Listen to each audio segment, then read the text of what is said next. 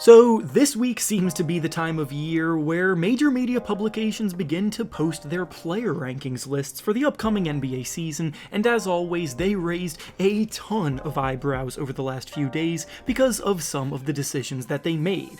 Obviously topics like this are subjective, and it can be a waste of time arguing about minor differences in opinion, but some rankings are just so egregious that they cannot be ignored, and this brings us to the topic of today's video.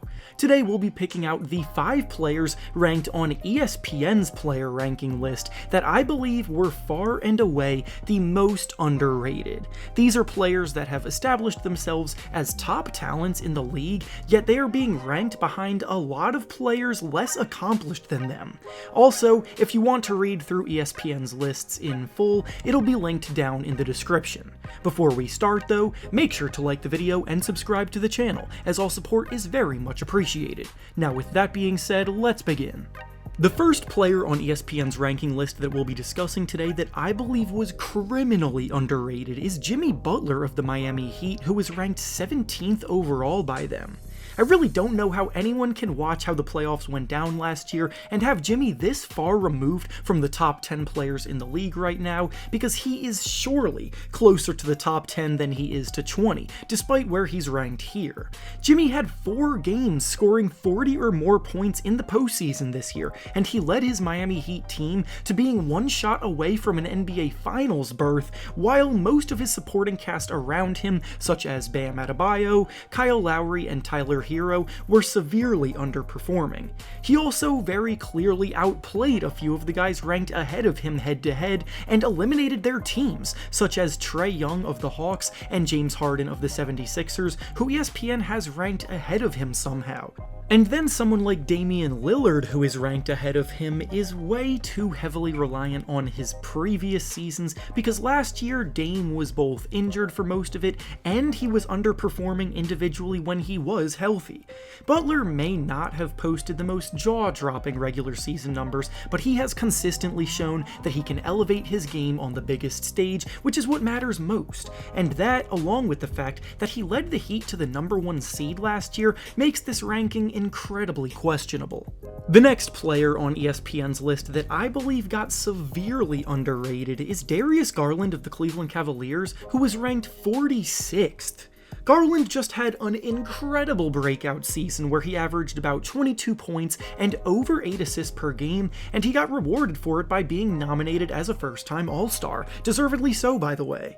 The Cavaliers for most of last year were one of the league's most pleasant surprises as well, as they were sitting near the top of the Eastern Conference standings for a while, and they were able to do that despite Colin Sexton going down early on in the year, missing most of the season with injury. Without Sexton by his side, Garland was the one responsible for a lot of the offensive creation and playmaking as the primary ball handler, and he did a pretty damn good job. The Cavaliers' season only began to go downhill when they started suffering countless injuries to key contributors late on, Garland included by the way, and yet despite all of this, Garland is being treated like a fringe top 50 player? It's actually baffling. For reference, here are a few examples of players with a better ranking than Garland that I don't believe deserve to be anywhere close to him right now. Tyrese Maxey, Andrew Wiggins, Klay Thompson, especially with how he played after his injury, his own teammate Evan Mobley, who I don't think is better than Garland, and Scotty Barnes. All of the players I just named are very good players, don't get me wrong, but right now Garland is an all-star and clear of them. The next player on ESPN's list that I believe got underrated way too much is Kyrie Irving of the Brooklyn Nets, who they ranked 33rd overall. Listen, we're all aware of the controversies and off-the-court stuff that Kyrie has been in the news for over the last year, and that, combined with the fact that he and the Nets severely underperformed last season, was always going to result in a hit to his ranking. But putting him outside of the top 30 is just insane regardless of all of that. I'm not even someone that has ever really been in love with Irving's production since he left the Cavaliers, and I am well aware of the fact that he hasn't been able to lead the teams that he's been on to the places that they've wanted to go since then. But again, despite all of that, he is very clearly a top 30 player in the league, and honestly still probably borderline top 20. Keep in mind that when Kyrie Irving is on the court, he lights it up at such an efficient rate, only a small handful of players ever have been able to consistently replicate it. This past season, Irving averaged over 27 points per game, along with 6 assists. He shot the ball 47% from the field, he made about 42% of his three-point shots. That level of efficiency is top of the line unmatched for a volume scorer like Kyrie, and it becomes even more insane to think about when you take into consideration the difficulty of shots that Irving takes on a regular basis. You just can't convince me that players like Andrew Wiggins, Pascal Siakam, Zach LaVine, or Anthony Edwards are better than him right now despite what this list says. The next underrated player from ESPN's ranking list we'll be discussing today is Ben Simmons of the Brooklyn Nets, who was ranked all the way down at 76th overall. Ben Simmons has become one of the most scrutinized players in the NBA over the last year, and honestly, after the way that he handled things such as his time in Philadelphia and then his return to play in Brooklyn that never came to be, a decent amount of it is stuff that he brought onto himself.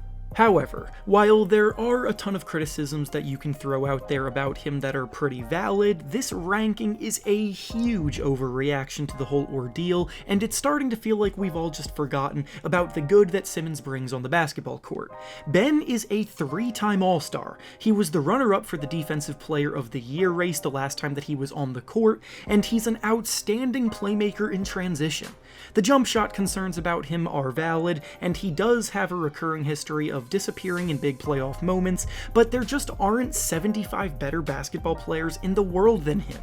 I'm all for making players who missed an entire season of play prove themselves again, but that can't be what ESPN are doing here, because a player like Michael Porter Jr. is ranked over Ben right now, who missed almost all of last season because of recurring back issues, and the last time that both Porter Jr. and Simmons were healthy, Ben was clearly the better player, so why would MPJ be the one given the benefit of the doubt despite being much less proven? And finally, the 5th underrated player from ESPN's ranking that we'll be discussing today is DeAaron Fox of the Sacramento Kings, who was ranked 54th overall. Fox is a player that falls into the trope as a guy who consistently produces well, but he's doing it for a bad team, so guys in the media are a lot more hesitant to praise his numbers until they actually translate to wins. I'm not going to pretend that I don't subscribe to that same mindset to a degree, but I don't completely ignore it while rating role players ahead of him that are on teams that win games. It will always be more difficult to be the go-to guy on a team as their best player than it is for, say, the 3rd or 4th option on a team that contends, and way too often I see those 3rd and 4th options getting praised to a degree that they become overrated when they wouldn't be any better as a number 1 option on a worse team like Fox is on.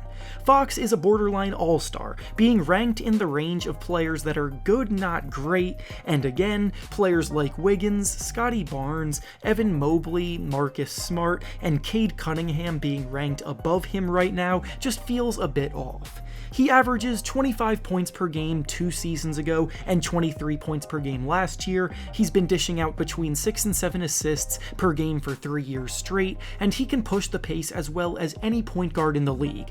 I know the Kings have been disappointing, but Fox has been one of their lone bright spots. And with that being said, that's all I have for you today. Make sure to like the video, subscribe to the channel, and comment down below who you think are some of the most underrated players right now. Thanks for watching, and I'll see you all next time.